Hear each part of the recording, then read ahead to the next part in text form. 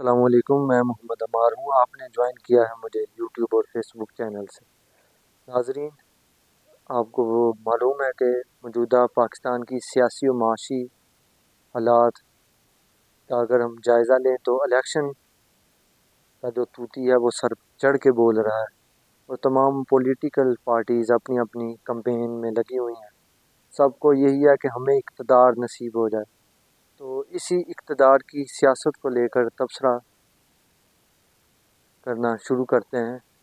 جی ناظرین، آپ کو معلوم ہے کہ جو صورتحال 2018 کے انتخابات میں میاں نواز شریف کے ساتھ ہوئی تھی، آج وہی صورتحال 2024 کے انتخابات میں عمران خان کے ساتھ ہے۔ اور میری بات کرنے کا مقصد یہ ہے کہ 2018 کے انتخابات تو ہو گئے، لیکن فری اینڈ فیئر انتخابات نہیں ہوئے۔ تو اس سے کیا ہوا؟ اس سے یہ ہوا کہ ملک میں سٹیبلٹی نہیں آ سکی، پولیٹیکل سٹیبلٹی نہیں آ سکی، اور وہی کام اب سملر پلینگ فیلڈ جو کھیلنے کے لیے ایک پچ ہے، وہ اس بار 2024 میں عمران خان صاحب کو نہیں دی گئی۔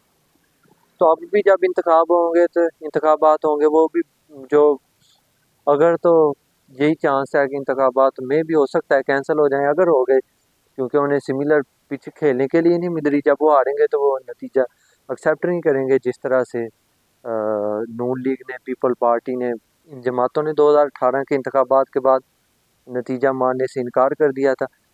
تو اب بھی اگلے 4-5 سال تک رونا دھونا پھر اسی طرح سے چلتا رہے گا۔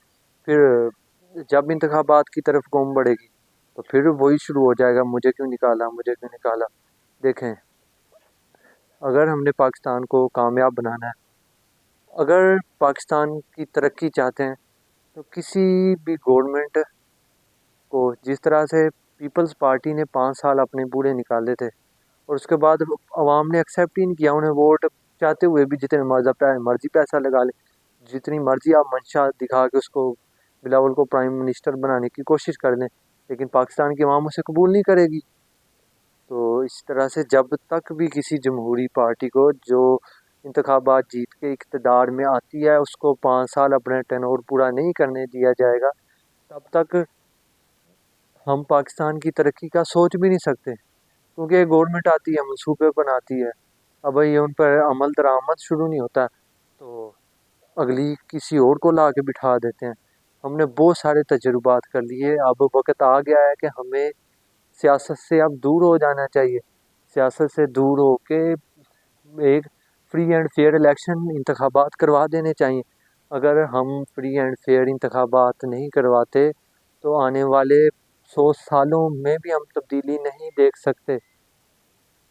امید کرتا ہوں کہ جو بات میں نے کہی ہے وہ سمجھ بھی آ گئی ہوگی، اگر نہیں سمجھ آئی تو امید کرتا ہوں کہ اگلی ویڈیو، اگلی بلاگ میں پھر سمجھانے کی کوشش کروں گا۔